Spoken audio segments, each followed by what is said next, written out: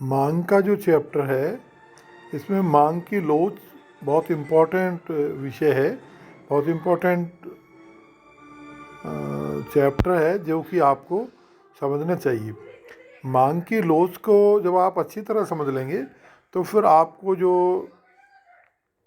विनिमय है, जो जो एक्सचेंज वाला चैप्टर है, उसको का ये बेसिक है। उसको जब तक ये पूरी तरह आपको समझ नहीं आएगा तब तक आप उस चैप्टर में अच्छी तरह से नहीं पढ़ पाएंगे। तो जैसे कि हमने कहा था पहले कि जो मांग क्या है या मांग का नियम क्या है, तो हमने ये कहा था, मांग के नियम के बारे में बताया था कि किसी वस्तु के मूल्य में परिवर्तन होने पर उस वस्तु की मांगी गई मात्रा में परिवर्तन होता है।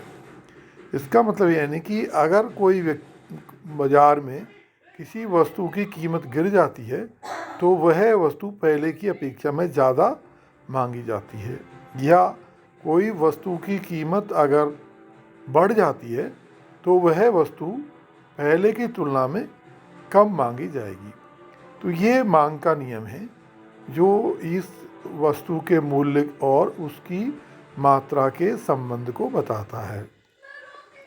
पर अगर हम ये जो एक कथन जो है, ये मांग के जो नियम का कथन है, ये एक गुणात्मक कथन है। अगर हम इसको क्वांटिटिव जो है कथन बनाना चाहें या परिमाणात्मक रूप में इसको व्यक्त करना चाहें तो कहेंगे कि जो मूल्य में परिवर्तन हो रहा है उसकी तुलना में जो मात्रा है उसमें कितना परिवर्तन हो रहा है। जैसे कि मान लीजिए कि मूल्य में थोड़ा सा परिवर्तन हो रहा है और मात्रा में बहुत ज़्यादा परिवर्तन हो रहा है, या जैसे कि उसमें 10% परिवर्तन हो रहा है मूल्य में, तो मात्रा में कितना परसेंट परिवर्तन हो रहा है। और जब तक ये चीज़ हमें ज्ञात नहीं होगी कि मूल्य और मात्रा का जो क्वांटिटिव रिलेशन या उनका जो गणितात्मक संबंध क्या है, कि कितने मूल्य में परिवर्तन होने से कितनी मात्रा में परिवर्तन होगा, तब तक ये हमारे लिए जो कहना चाहिए, जो हम व्यावसायिक अर्थशास्त्र के विद्यार्थी हैं उनके लिए फिर ये मांग का जो है नियम जो है ज़्यादा मददगार नहीं होगा। तो हमें ये पता करना होगा कि जो इन दोनों में जो रिलेशन है उसकी परसेंटेज क्या है, उसकी मात्रा क्या है। तो जैसे कि मैंने इसमें लिखा है, मांग का नियम किसी वस्तु के मूल्य तथा इसकी मांगी जाने वाली मात्रा के मध्य विपरीत संबंध को बतलाता है। इसके द्वारा वस्तु के मूल्य में परिवर्तन पर मात्रा में कितना परिवर्तन होगा इसकी व्याख्या मांग की लोच के द्वारा की जाती है। यानी कि जो मांग की लोच है वो ये बताती है कि मूल्य में जो परिवर्तन हो रहा है उसकी तुलना में मात्रा में परिवर्तन कितना होगा, ज़्यादा होगा, कम होगा, क्या होगा। तो ये मांग की लोच पर डिपेंड करता है। जैसे कि हम देखते हैं किसी चीज़ पर अगर हम प्रेशर दबाते हैं वो चीज़ बहुत ज़्यादा दब जाती है, जबकि किसी वस्तु जबकि कोई वस्तु जैसे मान लीजिए को हम दबाते हैं तो वो बिल्कुल नहीं दबती है। जबकि तीसरे प्रकार की जो वस्तुएं होती हैं अगर उनको हम दबाएं तो बिल्कुल नहीं दबेंगी, इसके बजाय तो वो टूट जाएंगी। तो इसका मतलब जो तीसरे प्रकार की वस्तुएं उनमें इलास्टिसिटी नहीं है। जैसे आप फोम के चीज़ को दबाते हैं और उसको मोड़ के 4 गुना कर लेते हैं तो भी वो वैसा ही रहता है, ठीक है। जबकि अगर हम मान लो पत्थर है, इसको अगर हम मोड़ना चाहें तो ये बिल्कुल टूट जाएगा पर मुड़ेगा नहीं, इसमें बिल्कुल लोच या इलास्टिसिटी नहीं होती है। तो ये एक लोच को आपको दैनिक जीवन में समझने का एक तरीका है।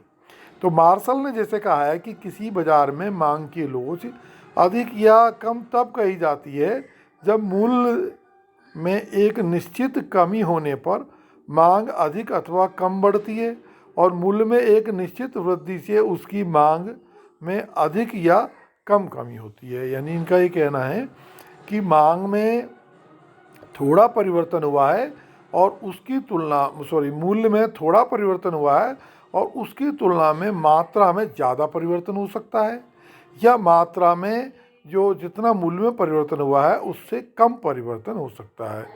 इसको हम जो श्रीमती रॉबिन्सन द्वारा जो फॉर्मूला दिया गया है उसके द्वारा भी समझ सकते हैं कि मांग की लोच कितनी है।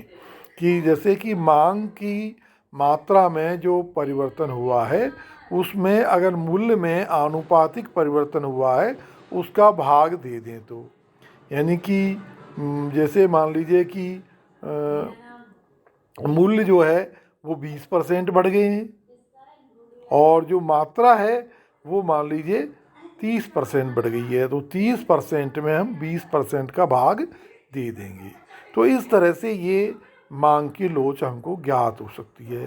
तो जैसे आपने इस समीकरण को देखा है और मैं जो इतनी देर से एनालिसिस किया है उससे महसूस किया है, क्या हो सकता है, या तो मूल्य की तुलना में बहुत ज़्यादा परिवर्तन होंगे या मूल्य की तुलना में कम परिवर्तन होंगे। जैसे कि मान लो मूल्य में 10% परिवर्तन हुए तो मात्रा में 20% परिवर्तन हो सकते हैं, या फिर मात्रा में 10% से कम यानी 4-5% परिवर्तन हो सकते हैं। तो यानी 3 तरह की ये हमारे लोच निकली। एक तो बिल्कुल जितना मूल्य में परिवर्तन हो रहा है उतना ही मात्रा में परिवर्तन हो, जैसे 10% जो है मूल्य में परिवर्तन हुआ और 10% मांग मात्रा में परिवर्तन हुआ। या फिर हम कहें कि मूल्य से मात्रा में कम परिवर्तन होना, यानी मूल्य में 10% परिवर्तन हुए और मात्रा में जो है वो 5% परिवर्तन हुए।